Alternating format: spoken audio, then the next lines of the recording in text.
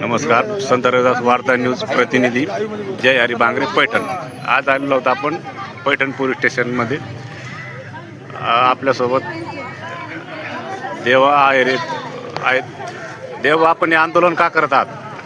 आमच्या मुलाला ईश्वर दगडे त्याचे कार्यकर्ते मिळून मुलाला घरी बोलून चाकूने वार केला. त्याच्यामध्ये सगळ्यात मोठा कांड ईश्वर दगडचं आहे.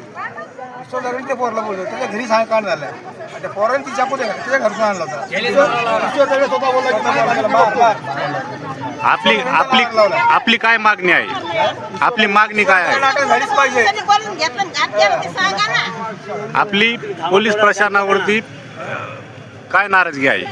पोलीस प्रशासनाची एकच नाराजी आहे, त्यांनी तातडी त्याला अटक करणे. ईश्वर दगडाला अजून अटक झाली नाही त्याला. तो खुल्याम बाहेर पडतो. त्याचा भाऊ घरी येऊन धमक्या देतो. सकाळी माझ्या भाऊ धमकी दिली. कंप्लेंट केली तुम्ही आमच्या नावाची, आम्ही तुम्हाला फार भांडले माझ्या भावाला.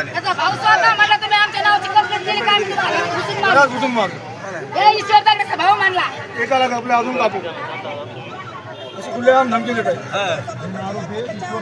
कायदा काढला की संत रविदास वार्ता न्यूज प्रतिनिधी जय हरी बांगरे पैठण. आता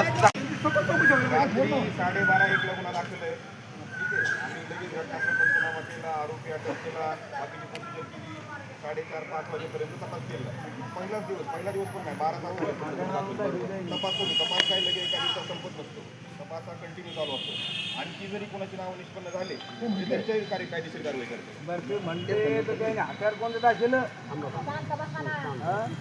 आणि आरोपी अटक आहे.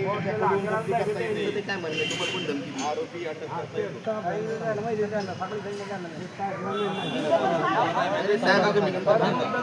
धमकी दिली सकाळी मला.